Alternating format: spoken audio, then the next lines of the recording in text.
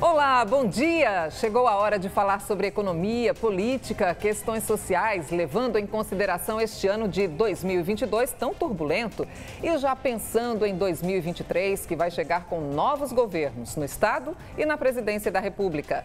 No Poder e Negócios de hoje, vamos falar sobre os desafios para os gestores, o panorama mundial, que exige cuidado e medidas enérgicas para controlar a inflação e melhorar a vida do povo. Nós convidamos Francisco Cunha, consultor e sócio fundador da TGI Consultoria. Ele é especialista em gestão empresarial e de cidades, nas áreas de estratégia, estrutura organizacional e equipes de trabalho. Francisco Cunha é editor de mais de 25 livros, coautor de 12 publicações sobre gestão estratégica, de um livro sobre a história e o desenvolvimento de Pernambuco. Um currículo extenso e uma experiência gigante. Bom dia, Francisco. Muito obrigada pela participação aqui no Poder e Negócios. Bem-vindo. Bom dia, muito obrigado também, agradeço e bom dia para você e para os telespectadores da TV Guararapes. Bom, o senhor já deu declarações dizendo que Pernambuco não diminuiu, outros estados cresceram. Qual a avaliação que o senhor faz em relação ao desenvolvimento do nosso estado, comparando com o desenvolvimento, por exemplo, econômico de outros estados da região? Olha, Pernambuco, ao longo de sua história, chegou a ser o maior estado da federação, né, no início, e foi, ao longo do tempo, perdendo posição relativa. Perder posição relativa não significa estar parado, às vezes as pessoas confundem. Como a gente está andando numa estrada e já está numa determinada velocidade e passa um carro numa velocidade maior por nós. Então, a impressão que pode dar é que nós estamos parados e o do lado está se movimentando. Foi o que aconteceu com Pernambuco ao longo da história. Teve um período que foi chamado de baixo astral, final do século XX, que o Ceará estava crescendo mais, a Bahia estava crescendo mais. A Bahia, de fato, tem um potencial gigante, né? Tem um território fantástico para o agronegócio. Então, a Bahia, de fato, cresceu mais do que Pernambuco. Pernambuco passou a ser o segundo. Mas, em relação aos outros estados, permanece a posição relativa. E Pernambuco, ao longo desse tempo, tem apresentado fatores positivos e fatores negativos. O que a gente precisa ver, o que é que está bom para melhorar e o que é que está ruim para a gente consertar. Esse é que eu acho que é o debate importante a ser feito por toda a sociedade em relação ao futuro. O senhor falou aí de 2 estados, então qual é o nível de competitividade com estados como o Ceará, como a Bahia, em relação à produção industrial, por exemplo? Também nós chegamos a ser considerados São Paulo do Nordeste, né? Tinha um parque industrial mais avançado do que a própria Bahia.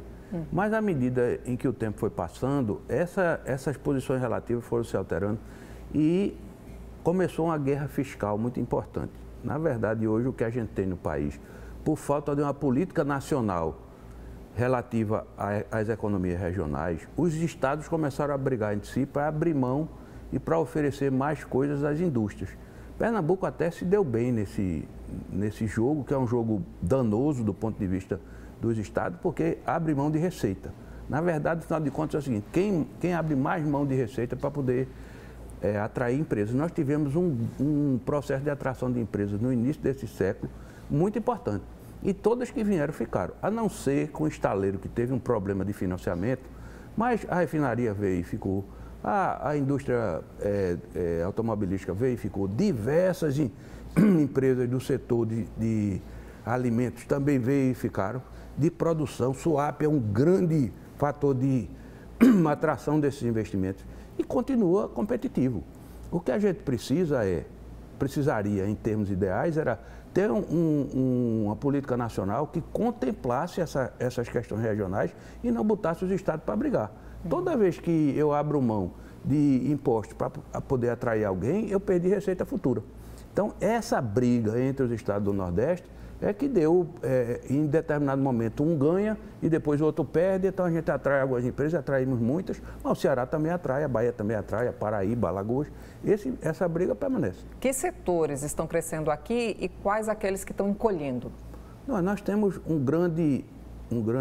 tivemos a grande oportunidade de atrair uma montadora e mais do que isso, Meire, é uma montadora que se manteve competitiva, porque outras saíram do Brasil.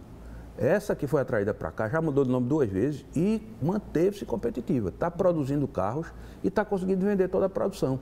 Durante a pandemia teve problemas como todos tiveram, mas agora está vendendo tudo. Então, por quê? Porque ela está conseguindo se manter atraente para o consumidor. Então, esse cluster, que é o cluster automobilístico, cresceu muito, porque vieram muitos sistemistas para cá, fornecedores da indústria automobilística, vieram de fora e estão se instalando. Nós temos também em alimentos e bebidas, nós temos uma tradição muito grande de industrial. Agora, como o país, nós sofremos de falta de criatividade e inovação no setor industrial e falta de estímulo de uma política industrial que seja inteligente e considere as diferenças regionais. Nós não temos no país isso. É uma coisa embolada, ninguém sabe, é a história do salve-se quem puder. Então, nós somos competitivos nessa cadeia, continuamos competitivos, apesar das dificuldades, na indústria sucroalcooleira, porque continuamos mantendo, apesar de termos irregularidade de chuva mais recente, de forma muito acentuada, mas continuamos também em liderança do ponto de vista da tecnologia da informação. Nós temos o Porto Digital aqui perto, que também é um cluster moderno, que está se desenvolvendo. Acabamos de ter o Hack and Play, que foi um evento, um festival de tecnologia, do qual eu tive a satisfação de participar, tratando da nossa cidade e do território onde está instalado esse cluster. Então, nós temos algumas vantagens competitivas. O importante agora, uma coisa é importante dizer, nós perdemos ao longo do tempo a capacidade de planejamento, de longo prazo. Perdemos do ponto de vista nacional, porque desapareceram. Cadê o Ministério do Planejamento? Quando o senhor fala de planejamento, o senhor se refere mais a gestores públicos ou iniciativa privada? Ou esse conjunto? Os dois, mais acentuado do setor público. Porque desde a chamada redemocratização, que nós perdemos. O Ministério do Planejamento foi incorporado, misturado, ninguém sabe mais onde está. Parece que agora vai ser separado de novo. Perdemos a Sudene. A Sudene hoje é uma sombra do que já foi. Dentro do Estado, nós perdemos a capacidade de planejamento. Na cidade do Recife também. Isso foi uma espécie de consequência do processo de redemocratização. O planejamento foi encarado como algo burocrático que devia ser democratizado. A gente precisa recuperar isso. Em tratando do Estado, nós precisamos recuperar. É mandatório que nós recuperemos a capacidade de planejamento a longo prazo. Já fomos pioneiros nisso. Já inspiramos a Sudene. A Sudene foi inspirada no CODEP, que era a Comissão de Planejamento do Estado, que inclusive atraiu um planejador mais famoso da época, era o Padre Lebré. Trouxe para cá, ele fez um estudo, e esse estudo serviu de referência para a Sudene. Só que a gente perdeu tudo isso ao longo do tempo. E como é que você pode pensar no Estado se você não tem um planejamento de 20, 30, 40, 50 anos? O senhor está falando aí sobre perdas, e aí eu quero lembrar um pouquinho do que a gente vem vivendo, né? Será que a gente ainda vai sofrer muito mais, né, com as consequências, por exemplo, da guerra entre Rússia e Ucrânia, a pandemia que nos deixou assim impactos fortíssimos? Hoje a gente não pode falar de situação nacional, nem mesmo regional, estadual, sem considerar o que está acontecendo no mundo, como você chama a atenção. Por exemplo, a guerra da Ucrânia, ela tem um impacto importantíssimo sobre a realidade do Brasil, a realidade nossa local aqui. Nós temos um cliente que processa alimentos e, por conta disso, teve aumentado em 10 vezes o frete de determinado componente que ele importa. Quer dizer, como é que uma empresa pode sobreviver? E olha, é uma empresa local, inclusive instalada fora da região metropolitana. Como é que uma empresa dessa pode sobreviver a uma mudança dessa, nesse nível? Por quê? Porque a cadeia logística internacional se desmantelou com a pandemia, se desmantelou com a política chinesa de tolerância zero ao vírus. Então, se aparecer um vírus lá, ele fecha o lugar onde apareceu. Se for uma fábrica, fecha a fábrica. Se for um porto, fecha o porto. Se for uma cidade, fecha a cidade. Eu li ontem que Guangzhou, que é uma das maiores cidades da China, tem uma região, para aparecer o vírus lá, uma região de 3 milhões de habitantes fechada, a região metropolitana do Recife, em quarentena. Imagine isso. Então, isso tudo deu uma desarrumação que tem impacto sobre a realidade local. Então, é preciso estar atento, tanto do ponto de vista do poder público, quanto do ponto de vista da iniciativa privada, atento ao que está acontecendo, porque o que está acontecendo lá fora tem impacto importante sobre a realidade local. Pois é, porque tem dólar, inflação, petróleo, né, que foram muito afetados aí pelo conflito lá na Ucrânia. Isso no setor de combustíveis a gente já vem percebendo há algum tempo, inclusive as medidas, né, de redução do preço que a gente encontra na bomba já parece que não estão fazendo tanto efeito, porque os motoristas voltaram a reclamar sobre a subida de preços. A gente já percebe que na bomba já está diferente. Houve uma espécie de manipulação do preço, né? Não só, porque essa política de combustível é muito complicada aqui no Brasil, porque A Petrobras fica com essa responsabilidade, ela do ponto de vista de estatutos tem a obrigação de equiparar o preço local ao preço internacional, mas nem sempre acontece isso, mais recentemente não aconteceu, parece que seguraram os preços, caiu a inflação, tivemos deflação. No mundo todo tendo inflação, nós tivemos deflação durante 3 ou 4 meses, agora a inflação começa a subir de novo. E o preço do petróleo flutua lá fora. Então isso é sempre uma coisa que a gente não pode se apartar da realidade do mundo, mesmo sendo a realidade local. Então a gente tem a guerra da Ucrânia, tem a pandemia, tem de novo uma onda, o vírus mutando, né? Uma circulação de subvariantes, né? De outros subvariantes, quer dizer, até onde eu entendo, não sou especialista nisso, o vírus, ele é novo na espécie humana, então ele está se adaptando ainda. Então o ideal para um vírus não é matar o hospedeiro. O ideal para o vírus parece que é se multiplicar o máximo possível. Então ele tende a ser cada vez menos letal e cada vez mais contaminante. Parece que essas variantes estão testando isso, essa nossa capacidade. De planejamento, né? De planejamento. É uma capacidade de planejamento. Agora, o que é que 2022 vai deixar para 2023 de mazelas? Agora, falando aqui de Pernambuco. Olha, de mazelas, nós somos o estado mais pobre da federação. Segundo essas pesquisas, né, porque sempre depende do instituto, aquela história, apareceu uma quantidade enorme de pobres, percentualmente a população. Sofreu muito. Nós somos um estado que temos quase 90%, mais de 80% do seu território no semiárido. Será fortemente impactado pelas mudanças climáticas. É outro fator mundial que tem impacto sobre a realidade local. Então, Pernambuco deixa para o próximo, essa administração deixa para o próximo uma série de dificuldades decorrentes da pandemia que afetou todo mundo. E o fato das mudanças climáticas terem afetado a realidade ambiental do estado, inclusive no estado do Recife. Nós tivemos uma chuva aí catastrófica, né, que morreram 100 pessoas, um negócio inacreditável por conta do excesso de chuva em determinado período de tempo. Então, isso deixa uma série de dificuldades, mas deixa coisas importantes também. Sabe o quê? Positivas. O Estado conseguiu, por conta dessa realidade de pandemia, etc., aproveitou a oportunidade e reduziu a sua dívida à metade. E aumentou a sua capacidade de endividamento, quer dizer, reduziu a dívida e aumentou a capacidade de tomar empréstimo. Se qualificou, inclusive, em outro patamar na dívida pública. Então, o próximo governador terá, do ponto de vista financeiro, um Estado saneado e com capacidade de pegar empréstimo para investimento. Tivemos dificuldade de aplicação, mas, em contrapartida, nós estamos deixando um Estado em melhores condições para as nossas governador e vice, que pela primeira vez na história de Pernambuco vamos ser governados, não é pela primeira vez que vamos ser governados. A primeira vez que fomos governados para uma mulher foi com Brites de Albuquerque em 1540 e poucos, quando o marido morreu, Duarte Coelho, e ela, durante 20 anos, ela tomou conta do Estado. Então, foi a primeira governadora. Vamos falar de eleição, né? A primeira mulher eleita democraticamente. A primeira mulher eleita. Então, nós temos a primeira mulher eleita tomando conta de Pernambuco. Aliás, os dois, eu acho que nunca houve isso no Brasil. Teremos uma governadora, uma vice-governadora, uma senadora. Né? Temos um panorama político um pouco diferenciado em relação às outras campanhas, às outras eleições. Agora, Francisco, o que é que a agenda TGI desenha sobre o cenário de 2023 com esses novos governantes aqui no Estado, na Presidência da República? Para o Brasil, eu acho que tem uma coisa importantíssima que aconteceu, principalmente nessa transição. Durante a campanha não se discutiu o problema fiscal. Não se discutiram os problemas relevantes do país. Mas durante a transição o problema estourou, lógico. O seu governo que vai entrar, ele tem que tornar o próximo ano capaz de ser administrado, ele tem que cuidar do orçamento, porque o orçamento foi esfacelado. Muita coisa foi antecipada, gastos foram feitos. Então, essa discussão está se dando agora. E aí o que a gente vê na televisão é o jogo político. O governo que vai entrar coloca o bode grande na sala e diz, olha, eu preciso de 200 bilhões acima do teto. O governo, quer dizer, a estrutura política diz, não é possível. E essa discussão foi muito positiva, sabe por quê? Porque elevou ao ao mesmo status da responsabilidade fiscal, a responsabilidade social.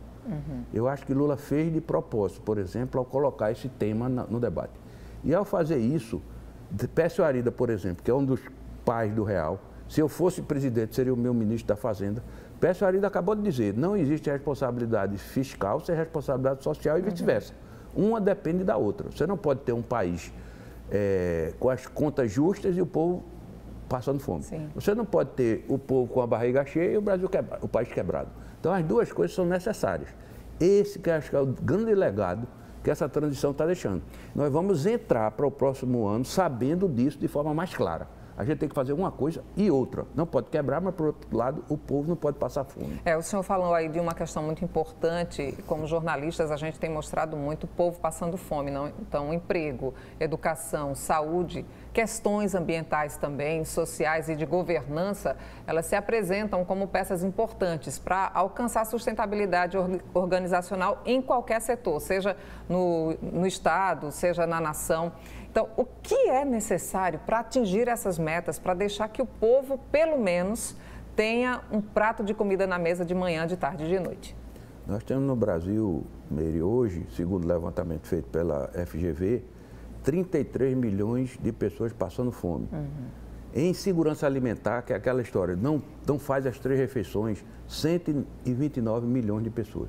É mais do que a metade do país em segurança alimentar. Sim. Então, se a gente tem essa situação, não pode ter crescimento, não pode ter sanidade fiscal somente em si. Não são fins em si mesmo. Nós temos que ter um país estruturado para poder ter um povo que tenha condições de trabalhar, tenha condições de se alimentar, etc. A gente vê nos sinais. A gente vê o povo na rua, a população em situação de rua só tem aumentado da pandemia para cá. Então, isso é absolutamente necessário. Por isso que eu digo que é muito auspicioso que se possa discutir isso no nível do debate da opinião pública. Olha, responsabilidade fiscal não é possível sem responsabilidade social e vice-versa. Isso é o grande ganho da gente. Não se fez na campanha, mas se fez na transição. Então, ter um governo que olhe para isso com seriedade é uma coisa importantíssima para o país. Porque a gente não pode viver nesse nível de insegurança, seja alimentar, seja de segurança pública, seja todo tipo de segurança esfacelado, porque milhares de pessoas não sabem se vai ter uma refeição por dia. A gente tem um problema de segurança alimentar gravíssimo. Agora, será que apostando na tecnologia, a gente conseguiria chegar a esse nível de excelência? Será que a tecnologia poderia nos ensinar ou ensinar para as empresas que buscam como destaque essa sustentabilidade social? Sim. A sustentabilidade social, assim como a sustentabilidade ambiental, elas são requisitos para um desenvolvimento adequado. Todo desenvolvimento será falho se não tiver por base essas responsabilidades todas. As empresas precisam saber disso. Toda a filosofia ESG, que é ambiental, social e governança, ele hoje veio para ficar. As empresas que não tiverem isso terão dificuldade de sobreviver e os estados também. Então, nós estamos ainda diante de um grande potencial. O que eu discuti na apresentação da agenda TGI foi justamente essa coisa de que o país é uma grande potência ambiental e tem dinheiro sobrando no mundo para investir no Brasil, para que ele possa, com seus recursos ambientais, ser uma nação diferente em relação a todas as outras. Isso não é figura de retórica.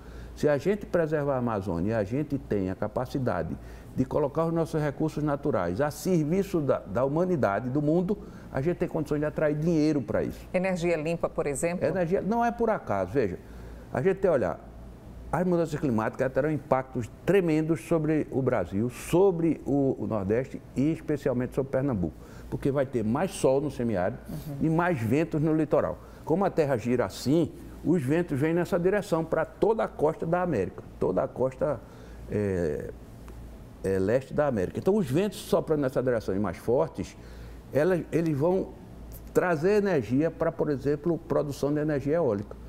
O que já tem licitado e o que já tem concedido em termos de offshore, aquela dentro do mar, para o Nordeste, é mais do que a capacidade de geração do Nordeste hoje. Então, nós temos isso para o futuro. A gente tem que se aproveitar dos ventos que vêm, tem que se abrigar mais, mas tem que se aproveitar do vento que sai e da insolação no semiárido para poder gerar energia limpa para produzir hidrogênio. A próxima economia não será das baterias elétricas, da energia elétrica, será a economia do hidrogênio. E a economia do hidrogênio carece de energia limpa para ter hidrogênio verde. Por isso que estão procurando Pernambuco algumas empresas para produzir hidrogênio verde aqui, aquele produzido a partir da energia limpa. Porque hidrogênio não é mais do que quebrar a molécula de água e gerar o hidrogênio. Só que para isso precisa muita energia. E essa energia tem que ser limpa para o hidrogênio ser limpo também. Então é essa coisa que a gente vai ter que discutir para frente. Mais uma vez, entrando aí, planejamento e estratégia para poder definir os caminhos, né? Olha, a gente vai para um rápido intervalo. Na volta, vamos falar sobre as tendências para quem quer empreender em 2023. Os gargalos no ir e vir das pessoas nas ruas, como resolver problemas de mobilidade e outros detalhes da agenda TGI, que faz um diagnóstico sobre o cenário político, econômico de Pernambuco, do Brasil e do mundo. A gente volta rapidinho, até já.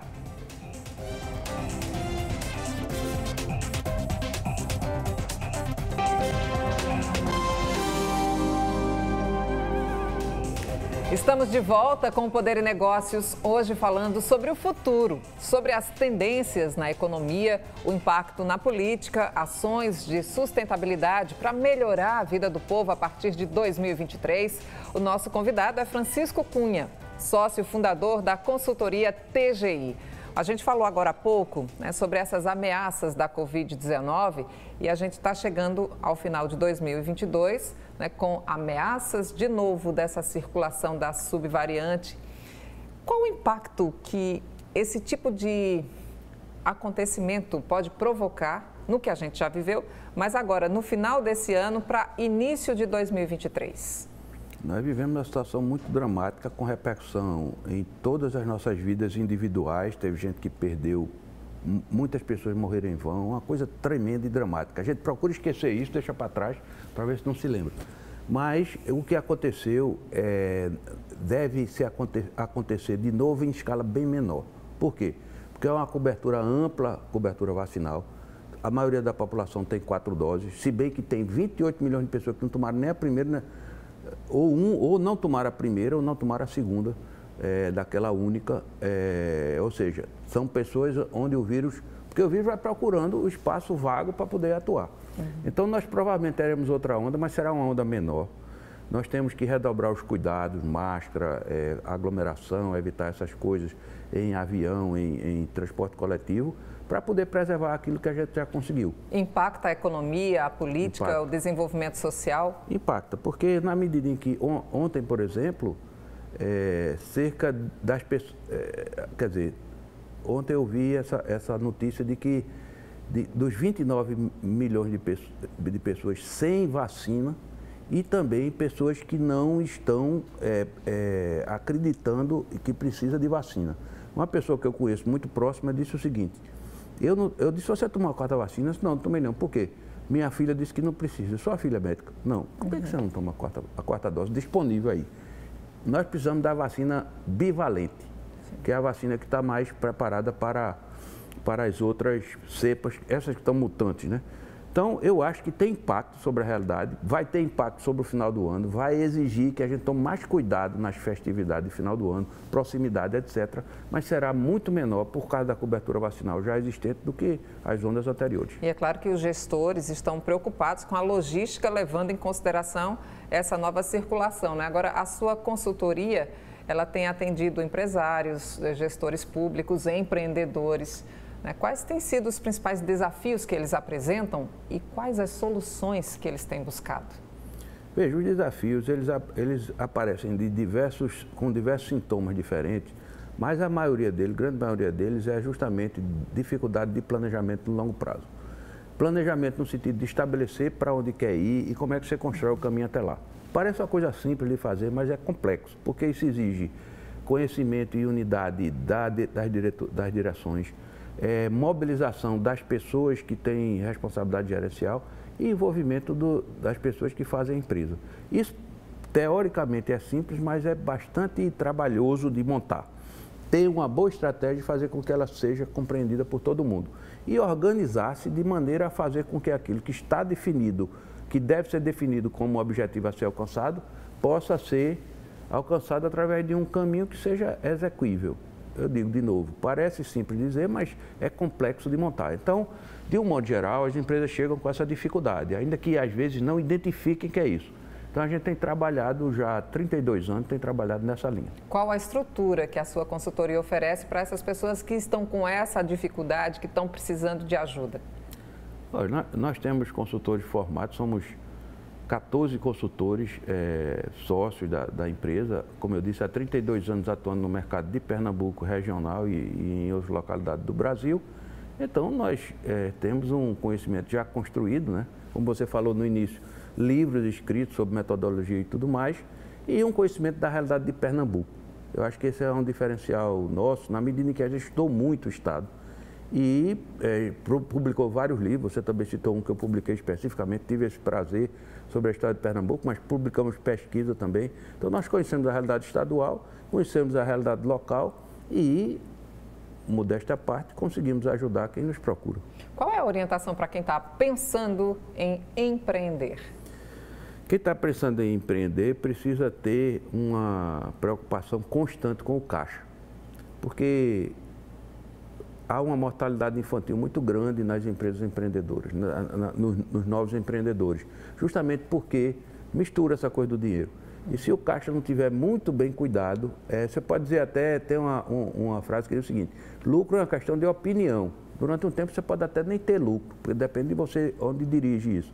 Mas caixa, você não dura uma semana sem caixa, porque faz dívida e a partir daí são pessoas, empresas, cidades, estado e país. Não pode, você tem que gastar aquilo que você ganha. Você pode tomar empréstimo para fazer investimento para pagar lá na frente. Mas se você não consegue pagar, não adianta fazer empréstimo. Como o senhor falou, mais uma vez, é preciso planejamento e estratégia para se lançar no mercado, né? Agora, vamos falar de mobilidade? O senhor é um especialista nessa área, né? Essa questão de ir e vir, a facilidade com que as pessoas se locomovem nas cidades, né, nas suas regiões, isso tudo leva muito em consideração o desenvolvimento da região. Então, nessa área especificamente, por que a gente está no Recife, né? O senhor já andou quilômetros e quilômetros aqui, é um estudioso da mobilidade. Por que a gente não consegue avançar, melhorar essa questão de transporte público, de andar a pé, andar de bicicleta? A gente está sempre sufocado em trânsito. Porque foi dada prioridade absoluta ao transporte individual motorizado, que é carro e moto, durante toda a história da cidade. Desde metade do século passado até agora, o carro é a prioridade absoluta, tomou todo o espaço viário. Aí o espaço viário vai ter que ser, a bicicleta, por exemplo, vai ter que ser tomada do carro. Aí começa a confusão, porque aquilo ali já era do carro. Como o carro tomou muito espaço, o carro é feito gás. Ele se expande até ocupar todo o espaço disponível. Agora, na Agamenon mesmo, a gente vai ter que ser aberto uma ciclovia no espaço onde os carros andam. Todo mundo vai reclamar. Eu andava aqui, não tem quem dirige carro. Né? Uhum. Só que quem dirige carro é um terço da população. Quem tem carro ou moto é um terço da população. Os outros 2 terços se locomovem ou de ônibus, ou a pé, ou de bicicleta. Espaço para o transporte público tem suficiente? Porque o que a gente escuta é que muita gente diz assim, olha, tem pouco ônibus, os ônibus andam lotados, o metrô está sucateado, não tem ar-condicionado, é todo mundo passando por cima de todo mundo para entrar nos trens. Esse negócio do metrô é grave mesmo, porque houve um desinvestimento ao longo do tempo. O nosso metrô, internamente, na parte onde você andava, ele não deixava dever a nenhum metrô do mundo, nem de Londres, nem de Paris, nem nada. Agora ele andou meio sucateado mesmo, mas ainda assim é um eficiente meio de transporte. A questão do transporte coletivo tem muitas coisas para melhorar, mas a principal delas é abrir espaço para o transporte coletivo circular. Se a gente tiver faixas de ônibus exclusivas, ele vai circular com mais velocidade, vai diminuir a lotação e vai ter mais ônibus. O problema, a insanidade, Miri, é você botar um ônibus para circular dentro do engarrafamento igual aos carros. Quando dentro daquele ônibus tem 60, 70, 80 pessoas e aqueles carros que estão ali não preenchem nem aquele ônibus. Se você tirasse todos os carros ali e botasse as pessoas dentro do ônibus, o ônibus circularia com mais facilidade. É isso que a gente não compreende. Por quê? Porque foi dada prioridade absoluta ao automóvel. Eu não sou contra o automóvel. Eu sou amigo de Pedro Chuamba, que é o maior vendedor de carro aqui. Então, o problema não é o automóvel, eu uso ele. O problema é que o automóvel não pode estar por cima de todos os outros meios de locomoção. É isso que a gente conseguiu no Brasil. Francisco Cunha, muito obrigada por todas as suas orientações. A gente sabe que mobilidade é um dos fatores que ajudam o desenvolvimento de qualquer região. O senhor é um especialista nisso. Mais uma vez, grande abraço para o senhor, viu? Um bom domingo. Muito obrigado. E assim a gente se despede, marcando um novo encontro com você no próximo domingo, às 10 horas da manhã. Tchau, tchau. Até lá.